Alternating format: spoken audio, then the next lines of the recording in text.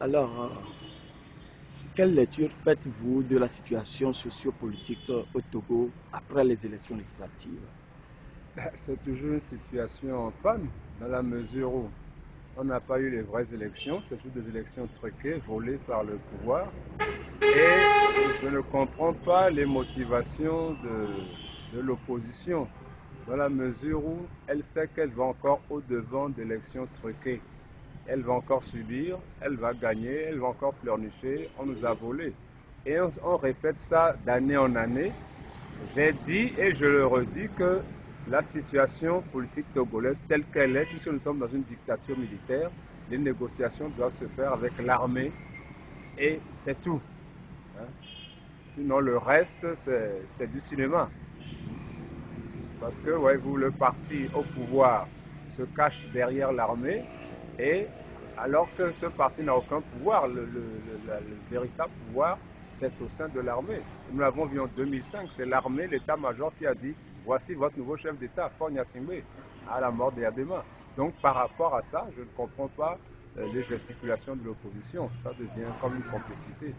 Oui, alors la semaine passée, le chef de file de l'opposition, Jean-Pierre Favre, a adressé un courrier au chef de l'État.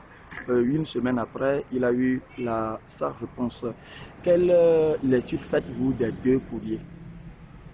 Bon, ça c'est de la gesticulation politique, c'est-à-dire qu'on fait semblant d'exister politiquement, de faire des activités politiques. Il s'agit de faire en sorte de pouvoir dialoguer avec l'armée pour que l'armée quitte le pouvoir afin qu'on puisse avoir des élections démocratiques. On ne fait pas des élections quand il y a une dictature militaire au pouvoir, ça n'a aucun sens. Une dictature militaire, on ne l'enlève pas avec des élections. Oui, alors le contenu du courrier du chef de l'État, est-ce que... Oui, mais ça c'est de l'hypocrisie. Il dit le débat a lieu à l'Assemblée. Or, quelle est cette Assemblée? Cette Assemblée n'a aucune légitimité. C'est une Assemblée de la fraude, du vol. Et dans la mesure où le RPT a 60 ou 70% des députés, donc ça n'a aucun sens du tout. Donc, en fait, c'est une fausse ouverture que l'on fait, on fait à l'opposition.